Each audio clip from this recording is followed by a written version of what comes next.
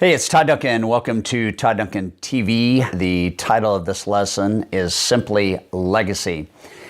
I've started trying to record this episode about 10 times, and every time in my mind I get about this far in and I start to kind of crash a little bit. I haven't been able to do a TV show for a while, and the primary reason is that I've been in a mode of just adjusting to life without my dad. And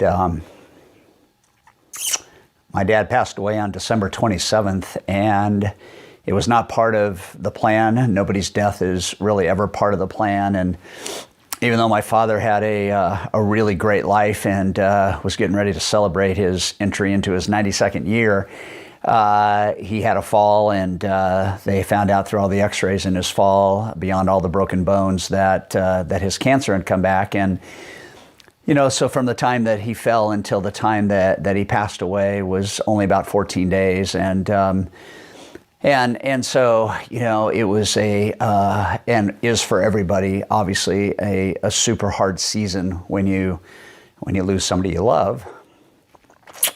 It's even a harder season when you lose a parent, I think.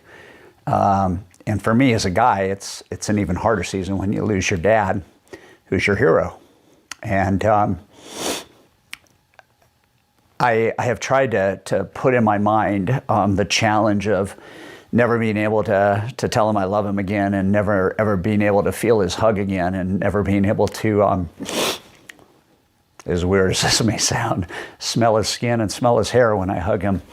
And I'll never be able to hear again from him his classic words at the end of every phone call, at the end of every meeting that we had, every dinner we had. I love you, Tado. I love you, Tado was always his words, and that was kind of my nickname from him to me.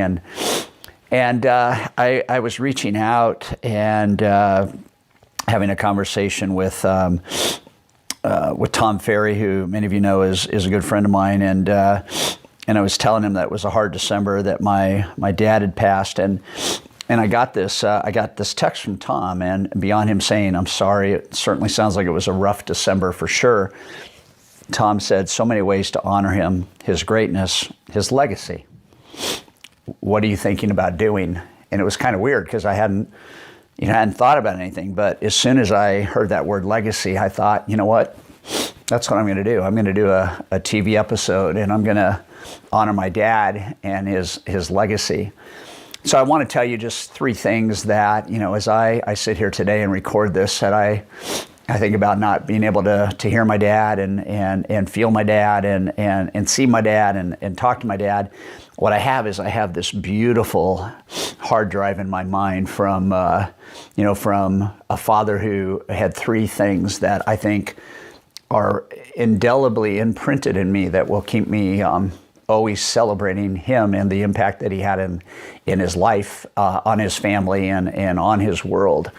And the first thing that I think about when I think about my dad is I think of my dad as a man of significant faith. His purpose was his faith. And I have to tell you that in my life, through every season that I've had that's been good, and every season that I've had that has been hard, my father has always reminded me that I need to have faith in my future. He has reminded me constantly that my best days are ahead of me. And as a man of faith, and as a guy that celebrated his faith and his relationship with a Heavenly Father, he was always purposeful about his life being just a blip on a radar of his otherwise grand journey in the eternal softness and grace of his Heavenly Father. And I have to tell you that through my entire life, that watching him be a man of faith and having that be his core purpose and his central theme of life, to me is so invigorating today as I deal not only with the security of in my world and our family's world, knowing where he is, that he's in heaven and that his pain is gone. The legacy that he has left me is to never, ever, ever take a step in life without having faith. And he oftentimes reminded me that sometimes faith is just having fantastic adventures and trusting him and trusting a higher power and trusting the pathway that you are on. And I have to tell you too that as I began to read the notes that he wrote 10 years ago about the kind of celebration at the end of his life that he wanted to have when people crowded a church and it was standing room only, that he wanted his faith to be known and he wanted his faith to be amplified. And for me, it was just, I think about 91 years of his life, and I think about 60 of those years being so principally centered around that purpose. And so this is me saying to you that in your life, you need to have a grand purpose. In my life, I need to have a grand purpose. I just finished a 3-day academy with about 100 professional loan originators, and I can't tell you how many emails I've gotten and how many text messages I've received, and even a few voicemails of guys and gals really struggling at different ages, in their 30s and in their 60s, and trying to figure out, what is my grand purpose and what is it really about? And so when I think about my dad and I think about influence and I think about impact, I think about purpose. The second thing that I absolutely know that my father was about is my father was a leader. My father was never in it to be a father that was purely likable. He wanted to be a father that was impactful. And I think at times we go through our life and we're worried about being liked. And I think even as a dad with 2 young men, 22 and soon to be 21, I struggle. I want my sons to love me. And yet more important than that is I want my sons to respect me. And I think sometimes when we lose the idea of leading and all we're trying to do is love, sometimes we forget the impact that love may be making or may not be making. And there's a positive side to both of those. My father's leadership was never, ever having me question whether or not he loved me. My father's leadership was always about him wanting me to respect him, not authoritatively, but from a leadership standpoint. And the way that he led was the way that would make an impact in my life. And hundreds and hundreds of times as his son, he would always comment that I'm trying to lead you to the best version of you. And I remember being in college, and I remember being in pre-med, and I remember not doing really well in college, and I remember coming home for the holidays, and I remember being in the driveway with my father, and we had one of those leadership moments. And my father said to me, he said, you don't have to be a doctor if you don't want to be a doctor. And he gave me permission as my father and as a leader to make a different decision, and to make a decision that he felt would be my best version of me. And I said to him, I said, what do you think I should do? And he said, God has gifted you with leadership and influence. And he said, you should be in business. You should study business. You should change your major. You should get a business degree, and you should see the impact that you might be able to make in the world when you use the gift that God has naturally given you. And that birthed for me a transition in my life that allowed me to get into the loan origination business, and now has allowed me this incredible honor to work with literally millions of people in the 26 years that I have run our company, and to impact thousands and thousands and thousands of home buyers every month, to impact thousands and thousands of loan originators and their real estate agents all over the world. I mean, it was one moment of leadership from my dad, who wasn't in it for a popularity contest. He was in it because of a principally centered conviction that you need to do what you're good at doing. You need to do what you've been wired to do. And I look back on that and I think, man, if that conversation hadn't taken place, if my dad had not chosen to lead in that moment, I can honestly say that I don't know that I would be where I am. And so no matter where you are as a father or a mother, no matter where you are as a daughter or a son, it is important to lead. It is important to master self-leadership. It is really important to be intentional about what you do. And it is really important to not tolerate the circumstances and the people that bring you down in life. And my dad always told me from the moment I started swinging a bat in Little League, he said to me, he said, hang with winners, hang with winners.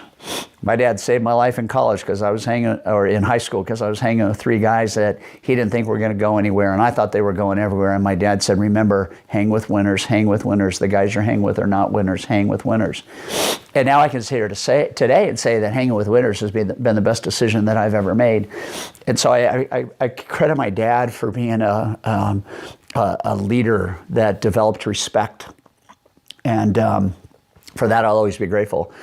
And I think the third thing that my dad gave me, and I'm amazed at how much in just business and life we don't acknowledge this, but my dad gave me the gift of indelible memories.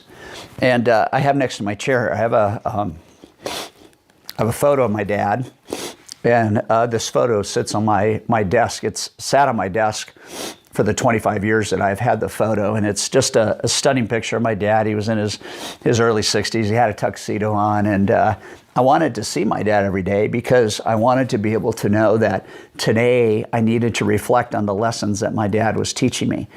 And not only was he a purposeful man of faith, not only was he a leader, but my dad was a man of love, a man of deep and real love, indelibly. And he took moments as often as he could in life to let you know as a son. I have two other brothers and other people that he did this for, but he had this commitment, this discipline around memorializing the moments that were special between himself and his son. And one day I awakened and I had a note, and I read this note from my father. It had been on my desk for a day. And I opened this note, and it was such a powerful note. And I had this I don't want to ever lose this note. And, you know, I had filing systems. There was no such thing as an iPhone. When I got this note, there was no way to do anything other than photocopy it, which I did. But I wanted to have the original. I wanted to keep things, and I didn't know what I could do. And so for some reason, it dawned on me that maybe what I could do is I could, behind his picture, in the actual frame of the picture that he gave me, maybe I could save the notes that my dad wrote me. And so behind his picture, I have these notes that he has sent to me over my life that demonstrated his love for me. And I'm just going to pull this one note out. It was dated May 7th, 1995. And my dad said after a weekend that he and I hung together, he said, "To my dear son, what a grand weekend we had, and how thankful I am for your wonderful gift of our weekend together. Today I'm still humming the tunes. I'm reflecting on the messages. And I'm basking in God's love for us. What a wonderful time of worship and fellowship as a father and son. I know, son, that both of our future paths will have some difficult times. That's how life is. But we have assurance that God is with us and will never give us anything that we can't handle with Him. Please know that you have a faith partner in your dad who's committed to always praying for you, knowing that God will work out His ultimate purpose, His wonderful purpose in your life. Isn't it wonderful to have great faith and a great God? How wonderful that we can share that together forever with all my love, Dad."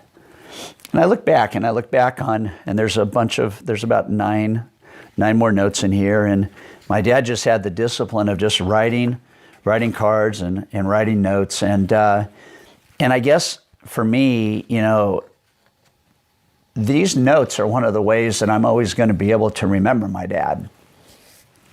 And I think one of the things that we have to look at in life is, how do we let others know how special they are? How do we let others know how grateful we are? And how do we become an encourager in the marketplace with our clients and the people that we love most, and taking just those simple moments to handwrite a note that can change somebody's life forever? And that you can know today, as we watch this episode and as we talk about this, that if your notes are real and your notes are meaningful and your notes are life-changing, those notes will be kept forever.